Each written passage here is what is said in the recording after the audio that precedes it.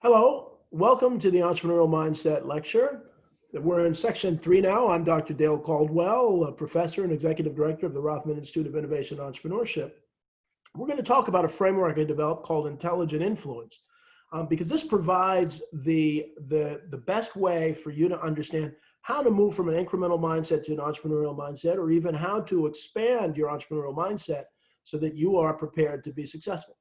So the whole idea is to develop an entrepreneurial mindset. And so the secret of developing or enhancing the EMindset is to really understand how to strategically use influence. As we talked about, influence really plays a role in everything. And so when you begin to think about the influences in your life, then that will help you move forward. Next, this idea of intelligent influence is really the most effective way to develop and utilize the entrepreneurial mindset, so that you can strategically utilize influence to be the person that you want to be. And it applies to much more than the entrepreneurial mindset, but we're going to use that here. And so we're going to take you through this 4-step process that will help you begin to think about how you can transform yourself. And this same process can be used to become a better leader. It can be used to be a better communicator, be better, be better collaborator, et cetera, et cetera. So why do I talk so much about influence? And so I like to share this story that I was going to write a book on leadership, and there are a million books on leadership, but I thought I had one of the best. And I'm kind of an etymologist. I like to study words. And so I looked up the dictionary's definitions of leadership, command, and authority. And I was amazed to find the word influence in each one of those definitions. It was amazing that in at least one of the definitions for each of those words, the word influence was used.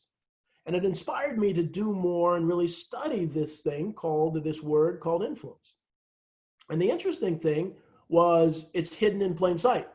That you'll hear of people say, he's an influencer, she's an influencer, he's influential, she's influential. Yet what does it really mean? We just kind of accept that without really thinking about it meaning more than just how many social media followers that you have. But I realized that we do what we do, think the way we think, and accomplish what we accomplish because of influence. An example that I like to use are English accents, that no child is born with any accent at all, but they could be born in London or in Brooklyn or in Johannesburg, South Africa, or Sydney, Australia, or Birmingham, Alabama. They develop a different English accent that often stays with them the rest of their life. So think about all the other ways that we've been influenced: our favorite food, our favorite sports teams, our culture, religion, who we think is attractive. Those are all influences that play a role in our life. And so I like to say, especially to people, to groups of different ages, to say, I know what the best music in the world is. And I say, well, what's the best music in the world? And then people call out their favorite music. And I say, the research shows that the best music in the world is the music you heard between ages 14 and 24. It doesn't mean you don't like other stuff, but that's when the brain's developing. You first fall in love, and there's emotion tied to that. And so the way we behave, we act, we think is so often our music. And so I use that analogy. So when people are conflicting, it's really their proverbial music conflicting. And so we need to understand our music may be the incremental mindset, or our music may be the entrepreneurial mindset, but you can actually begin to develop whatever skills it takes to move from one to the other. So one of the things that it led me to is to develop this book called Intelligent Influence, the 4 steps of highly successful leaders and organizations. And I really talk about individual and organizational ways that these 4 steps of influence really can play a critical role. And so the way it works, and this is the framework, which really is pretty simple, is that you have internal influences, which is how you've been influenced. External influences are how you influence other people. Influence understanding is how you've been influenced, how you influence other people, and influence actions are what do you do about it. And there's that 4-step process of influence awareness, influence impact, influence management, and influence maximization. And I developed this about 10 years ago and have used that in all of the training and coaching and even the classes that I teach. Because one of the realities that we need to realize is that we are products of our influence. And so this is you in the middle, and you have an inner circle, which are family and close friends, and then a social circle, which are friends you may not be as close to. Then you have a community circle, then we have a global circle. All of these things influence your perspective, and it's important to really understand that. So often one of the worst myths in the world is the idea of the self-made person, that you pulled yourself up by your bootstraps and by yourself. Nobody's ever done that. There are always other people who influence the way you do, who've cleared paths. And one of the things you'll see with the entrepreneurial mindset is to be honest about that. So how do we use this model? And I created this fictional character called Chris Mindset. And so Chris Mindset, step one of the process is influence awareness. So Mindset's parents influenced Chris to be a very methodical person and not take chances. So they really had an incremental mindset. But Chris realized that at work, his or her success was limited because they had the incremental mindset. His boss or his or her boss at work wanted an entrepreneurial mindset. So Chris realized, I've got to do something to develop that. And that's influence impact. So influence awareness is understanding how you've been influenced. Influence impact is understanding what is the impact of the way you've been influenced on your work or on your life. Then influence management is, what do you do about it? How do you get better? And so in this example, Chris got a coach, an executive coach, to work through develop an entrepreneurial mindset, to really help him or her really begin to think and act in a very, very different way. And then finally, influence maximization is really implementing that entrepreneurial mindset. And there's a process of credibility, creativity, and connection, which allows you to maximize the influence of doing things. So that's just an example of how you can use these 4 steps. So let's kind of walk through these steps. And so the pyramid, as I said, is influence awareness, influence impact, influence management, and influence maximization. So influence awareness really starts with really answering these questions. Who has influenced you? How have they influenced you? What is the result of the influence?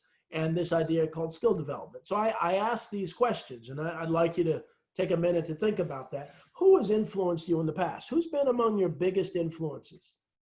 2, how have they influenced you? What have they done to influence you? What impact has their influence had on you? And so as we do this, it gets a little harder, because then I want you to begin to think about, are my perspectives being reinforced because I spend time with people who think the way I do? One of the problems in many countries politically is you have conservatives hanging around with conservatives telling each other they're brilliant, and liberals hanging around with liberals telling each other they're brilliant, and there's not enough dialogue between the two. So one of the things that I'm encouraging each of you to do is to begin to spend time with people who are very, very different. And then finally, this thing is to really not only just spend time with them, but understand their perspectives and the influences of those people who are very different from you. What that does is it helps you develop this competency of developing empathy and beginning to understand that people who are different, 1, aren't as different as you might think, but 2, they're different because of their influences, not their personality. And so I've been able to deal with major conflict by really making that understood. So if you can actually go through these questions, who's influenced me in the past? How have they influenced me? What impact has their influence had on me? Are my perspectives reinforced because I'm spending time with people who think the way I do? And do I spend enough time trying to understand the perspectives and influences of people who are very different from me? I'm encouraging you, and one of my assignments is for you to find somebody you don't know or maybe even don't like, and really find out. It's not enough to spend a little time with them, but find out who their influences are. And I guarantee that will be a worthwhile exercise for you. Now we move on to the next step, that is influence impact. As I talked about in the example, this is how your influences are impacting what you do. And there's 6 types of intelligent influence, or influence strengths, influence weaknesses, and they're really assessing the impact. So I like to talk about the 6 types of intelligent influence, that so often people think that authority influence is really the only type of influence. And that's the influence of having a title, a job, or power. You have authority, and you're able to influence people because of your authority. And that's one type of influence, but certainly not the only type. Another type is what I call belief influence, and the idea of getting people to believe in something that you believe in. And I use the example of a guy named Jeff Bezos, who was at Princeton when I was there, and founded Amazon. And Jeff Bezos, really convinced people to put credit cards on the internet to buy books. And when he did that, that wasn't a popular thing. And he's not necessarily a a dynamic person, but he was able to get people to believe in this idea that you can buy on the internet. And Amazon is one of the biggest players in retail in the world, as opposed to Richard Branson, who is the founder of Virgin Airlines, who's more of an inspirational leader. And so he inspires people by his enthusiasm and energy and insights. And so I say that, and I like to contrast these two because as you're developing your entrepreneurial mindset, you're going to work with people who want a belief influence leader, someone who isn't too snazzy, isn't too entertaining, but someone who'll just give you the facts. Others will want a Richard Branson, an inspirational leader, someone who's very entertaining. So again, with the entrepreneurial mindset, you're going to have to be able to be a leader to inspire people who are very different. The next is reputation influence. And it's important to really find out from if you work for a big company or a big organization, to really ask your boss or coworkers, how are you doing? How are you doing? What's your reputation? And sometimes that's scary, but that opens up the idea because people view your performance based on their own influences. And if you don't know their influences, you won't know how they're viewing you. So it's really important to do that. If you're the CEO of a business, you want to do that with your customers. Understand what's good, what's bad. And now a lot of people do that on social media, but you have to really ask people because so often not everybody will put evaluations on the internet. The next is resource influence, that you may not have a title, you may not have a lot of money, but you may control resources, and that gives you a power of influence. And those resources could be financial resources or human resources or others, and that's a type of intelligent influence.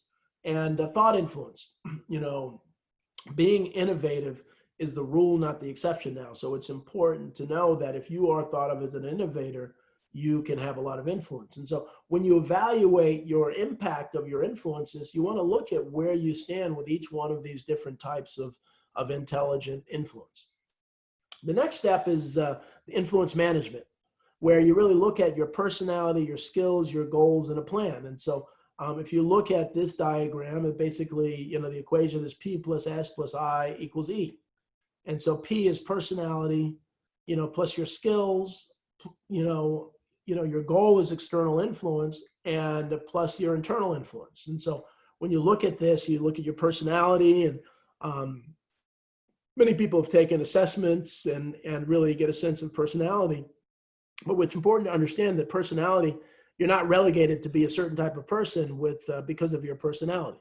Then you want to look at your skills. What are your skills? Then you want to understand your goals. So if the goal is to develop the entrepreneurial mindset, and you have a certain personality and you have certain skills, you need to understand what is the internal influence that you need to get there. And so we saw with Chris' mindset that the internal influence was an executive coach. And maybe you need a coach to get there, or maybe you need to read some books, or maybe you need to take this class. Whatever it is, you need to put on paper what it is where you want to go, what your personality and skills are, and what internal influence do you need to get there. And then finally, we have our influence maximization pyramid, where you really implement this idea of using entrepreneurial mindset or anything else. And so it really is defined by three circles. One is credibility, but you have to be credible. So if you look at that iceberg that we talked about, and you're known as someone with incremental mindset, you may not have credibility as the entrepreneurial mindset, but it's important to begin to develop that by showing people you're thinking a certain way. And so in order to really maximize it, you need to have credibility with the audience that you're trying to influence. So if you're using the entrepreneurial mindset to influence a group, you have to have credibility with that group, but that's not enough. You also have to have creativity. You have to be interesting to them. You have to kind of get them to think about things differently, but that's not enough. You really need connection. You really need to have a connection with their influences. And if you're able to do that, then you're able to maximize your influence. You're able to use your entrepreneurial mindset to the greatest extent possible. So again, as you begin to think about these things, I want you to answer these questions. First, why is influence important to developing an entrepreneurial mindset? So I want you to really internalize and think about, why do I spend time talking about influence when it comes to the entrepreneurial mindset? Who have been the three biggest influences in your life? It's important for you to reflect on that so you know a little more about yourself, so you're better prepared to become to utilize the entrepreneurial mindset in the way that you want to. How have they influenced you? And what influences are you willing to bring into your life to develop an entrepreneurial mindset? How committed are you to doing what it takes to develop this entrepreneurial mindset? And so again, we're at the point where if there are additional questions, please reach out. But I want you to know how to use that tool so that you can begin utilizing the entrepreneurial mindset in as effective and as strong a way as possible. Next time we talk, we'll get to the final section 4.